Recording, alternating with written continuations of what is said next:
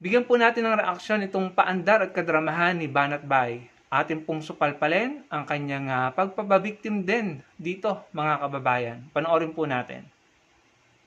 Wala nang pag-asa Pilipinas. Wala na. Walang kukurap. Wala nang pag-asa. Kontrolado nila lahat. From sa baba, sa barangay, sa pulis, sa NBI, sa sundalo, kontrolado nila lahat. Siguro meron ding mga nasa judiciary. Malamang, sa malamang meron din dyan. Di ba? At lalong-lalo na yung executive at saka yung legislative talagang hawak na nila. Wala na tayo. Wala tayong laban. Sa totoo lang. Wala tayong laban. Kaya the best way to fight for this is through prayer. Ako naniniwala ako dyan. Kaya I totally agree with this group to pray. To pray and really ask the Lord na to intervene. This is something na masasabi natin na intervention na lang. Spiritual intervention ang kailangan ng Pilipinas. Lahat kasi, So sabi po ni Banat Bay, magdasal na lang daw po sila, magpray daw po sila para po siguro matupad yung mga gusto nila.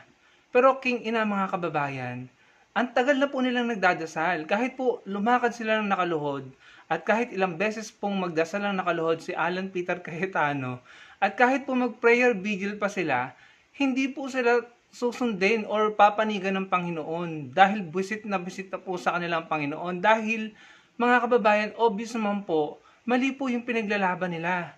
Ang pinaglalaban nila, aminadong mamamatay tao at nagnanakaw po ng pondo ng taong bayan at may mga kaalyadong sindikato. Yung mga politiko pa na pinagtatanggol nila at sinusuportahan, mga sindikatong politiko na may mga kaso at nakakulong. So paano kayo susuportahan or papanigan ng Panginoon, Banat Bay? Hindi nyo pa ba nare-realize, mga DDS, Banat Bay, na ilang beses na kayo nag-maisog rally, ilang beses na kayo nag-prayer rally, nag-hope rally, nag-peace rally, pero hanggang ngayon, lagi kayong bigo, palagi kayong bigo, nakukulong ang mga poon nyo, nakakasuhan, tumatakas, nagtatago, dahil hindi kayo pinapanigan ng Panginoon. Kahit nga yan si Apollo Kibuloy na pinagmamalaki niya na son of God siya, nakakulong ngayon, ibig sabihin hindi kayo pinapanigan. Mga ipokrito kasi kayo. Ang pinaglalaban nyo, makakasalanan or makasalanan, mga maling tao. May mga ginawang illegal at kasalanan sa mga Pilipino. Paano kayo papanigan ng Panginoon kahit pa mag-fasting kayo at huwag kayong mag-sacrifice kayo, lumakad kayo nakaluhod, magdasal kayo buong hapon, magdamag, buong araw, 24/7, hindi kayo papanigan ng Panginoon dahil busit na ang Panginoon sa inyo. Sinasabi mo pa walang pag-asa, wala nang pag-asa ang Pilipinas. Hindi, mali ka. Mali ka doon, Banat Bay, ang walang pag-asa, kayong mga DDS. Kayo lang ang walang pag-asa, kaming mga Pilipino meron. Malaki ang pag-asa namin, lalo na ngayon na nakukulong ang mga sindikato at mga kurakot. Napakalaki ng pag-asa ng mga Pilipino. Kayong mga DDS na sumusuporta sa mga kurakot, tagapagtanggol ng mga magnanakaw, ang walang pag-asa. Hindi po ba mga kababayan? So napaka-ipokrito. Gagamitin nyo na naman ng Panginoon. Tignan mo, si Alan Peter Cayetano, walang bukang bibig, kundi Bible verse, laging nagdadasal bago magsimula ng kanyang mga activity, pero pinanigan ba siya ng Panginoon? Di ba hindi? Napatalsik pa rin siya. Kasi nga, ginagamit nyo lang ang pangalan ng Panginoon, ang Bible, sa mga interest nyo. At sa mga gusto nyo mangyari sa politika, sa bansa, which, for me mali, maling-mali. Mali ang pinaglalaban nyo.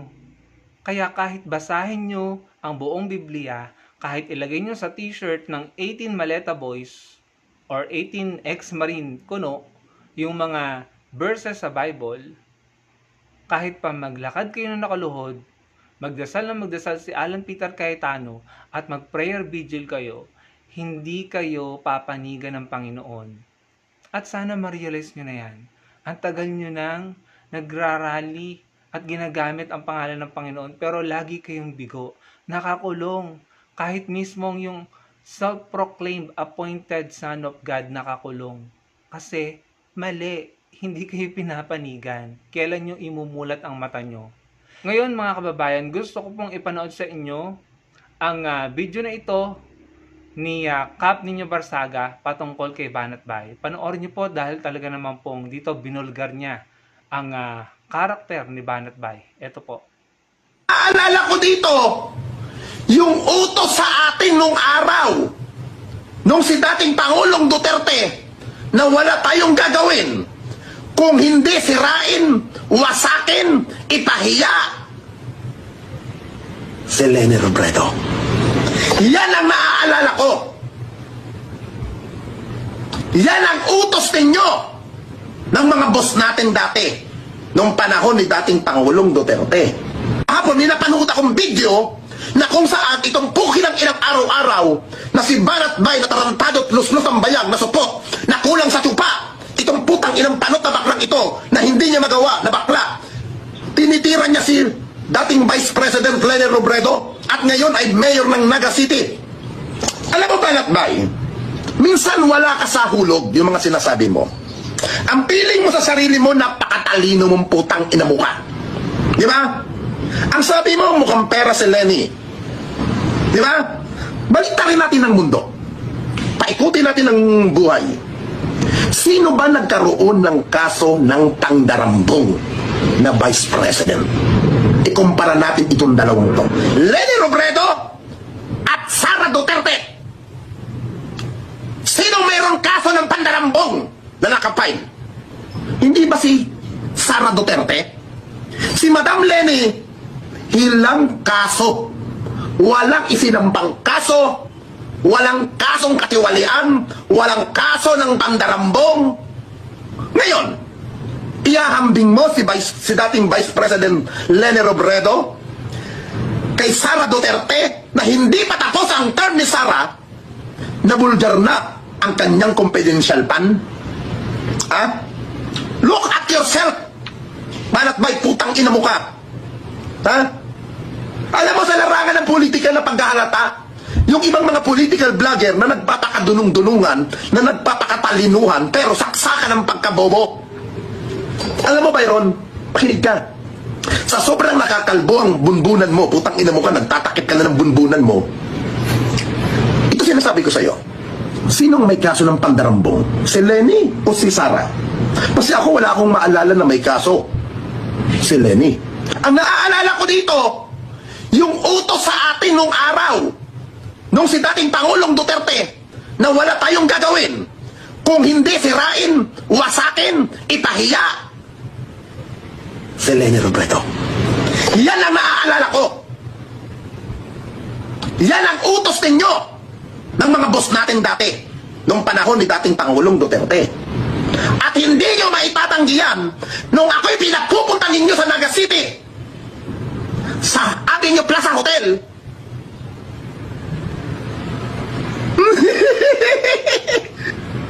Doon nyo ako pinatutuloy sa Avenue Plaza, na kung saan isa sa pinaka first class na hotel sa Kamsor ang Avenue Plaza. Ano ang agenda? Bakit nyo ako pinapalutang doon? Para magkuha ng tao na mag-i-interview, para wasakin at padumihin at sirain ang pangalan ni dating Vice President Leni Robredo. Yan ang pinagagawa ninyo. Kasi na-experience ko yan.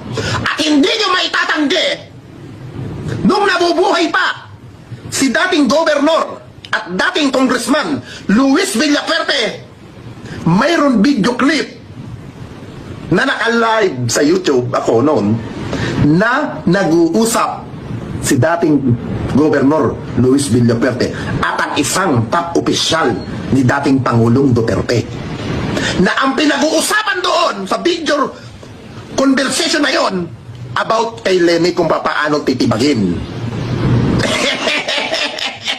Baka nakakalimot kayo. Diyan kayo eksperto para mangwasak, naggagaya ng ginagawa ninyo kay Pangulong Marcos ngayon. Di ba, Banat Bay? Huwag tayo magpakaundulol. Huwag tayo magpapanggap, Banat Bay, na ikaw ay makatao, ikaw ay makabayan. Dahil bayaran ka, utang ina mo. Ha?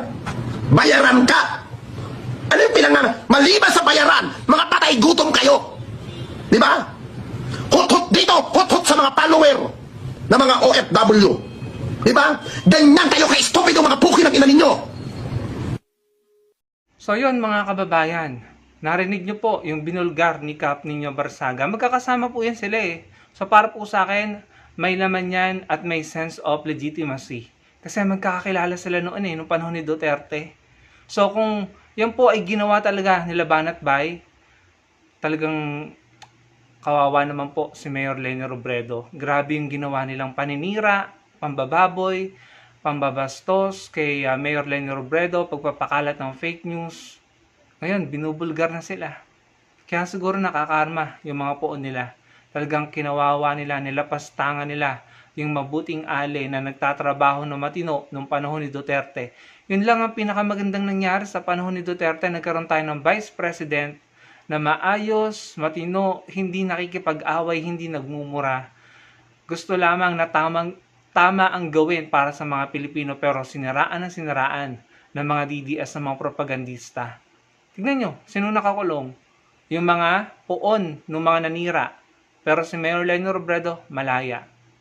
So, after nyong marinig yung sinabi ni Cap Nino Barsaga sa ginawa nila Banat Bay ginawa nila kay Mayor Leni Robredo, dapat nyo pa bang paniwalaan si Banat Bay at ang iba pang mga vloggers at propagandista ng mga DDS or na DDS?